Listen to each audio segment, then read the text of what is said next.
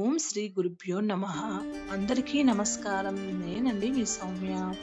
Welcome back to our channel all round clock. ఇవాల్టి వీడియోలో ఈసారి వచ్చిన గురు పౌర్ణిమ ఆదివారం వచ్చింది కదా, నేను ఎలా పూజా విధానం అభిషేకం చేసుకున్నానో ఈ వీడియోలో చూపించబోతున్నాను.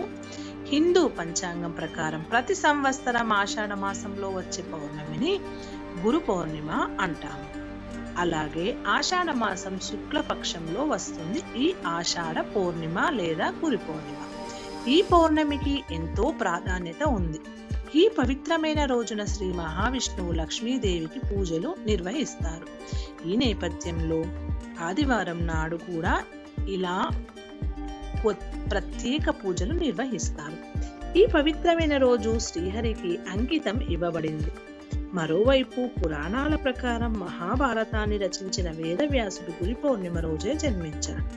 వ్యాస మహర్షి 4 వేదాలను రచించి ఈ భూమిపై ఉన్న మనుషులందరికీ జ్ఞానాన్ని అందించడం వల్ల తనను అందరూ గౌరవంగా గురువుగా భావిస్తారు. అందుకే ఆయన జన్మదిన సందర్భంగా గురు పౌర్ణిమను జరుపుకుంటారు.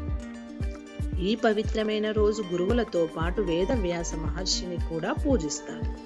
ఈ రోజున గురువుల ఆశీర్వాదం తీసుకున్న వారికి ఖచ్చితంగా శుభ ఫలితాలు వస్తాయని చాలా మంది నమ్ముతారు.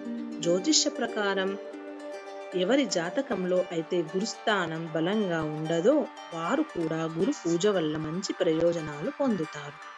ఈ నేపథ్యంలో గురు పూజకు శుభముహూర్తం ఎప్పుడు, గురు పౌర్ణమి కథ ప్రాముఖ్యత ఏంటి అనేది ఈ వీడియోలో తెలుసుకుందాం. గురు పౌర్ణిమ నేనైతే పొద్దున్నే లేసి ఇలా పూజలైతే చేసేసానండి. అభిషేకంతో పాటు మీరెప్పుడు చేశారు? పూజా విధానం ఈ విధంగా, ఇంకా మీరు పూజ చేయకపోతే ఈ విధంగా కూడా మీరు చేసుకోవచ్చు.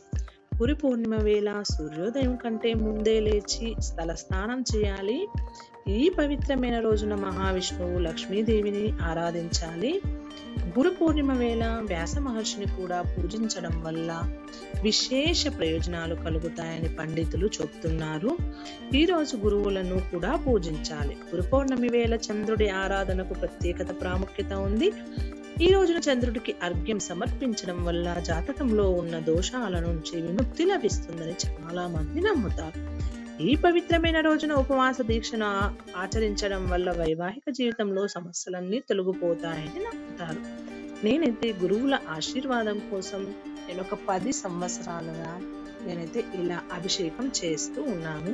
అదే ఇప్పుడు నేను ఈ వీడియోలో కూడా మీకు అప్లోడ్ చేశాను. మన దేశంలో పూర్వకాలం నుంచి గురువులకి మంచి ప్రాముఖ్యత, ప్రత్యేక స్థానం ఉంది. గురువు ద్వారా ప్రతి ఒక్కరూ జీవితం మెరుగుపడుతుందని చాలా మంది నమ్ముతారు. అందుకే తల్లిదండ్రుల తర్వాత గురువుదే గొప్ప స్థానంగా భావిస్తారు.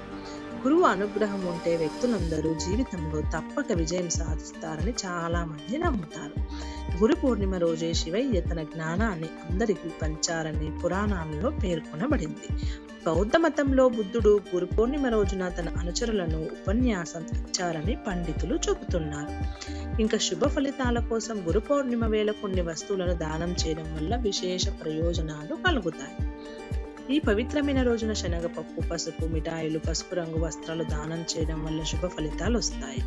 అదేవిధంగా లక్ష్మీనారాయణుని ఆలయంలో కొబ్బరికాయ సమర్పించడం వల్ల కూడా మంచి ఫలితాలు వస్తాయని పండితులు చెబుతున్నారు.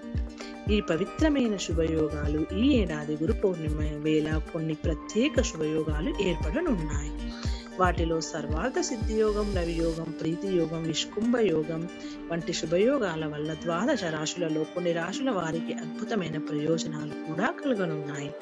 అంతేకాదు ఈ పర్వదినాన చంద్రుడిని ఆరాధించడం వల్ల చంద్రదోషం నుంచి ఉపశమనం లభిస్తుంది. ఇదండి ఇవాల్టి వీడియో. నేను చేసుకున్న అభిషేకం, పూజా విధానం అన్నీ కూడా ఈ వీడియోలో అయితే అప్లోడ్ చేశాను. మీకు కూడా నచ్చుతుంది అనుకుంటున్నాను. మీకు కూడా ఈ వీడియో నచ్చినట్లయితే తప్పకుండా సపోర్ట్ చేయండి.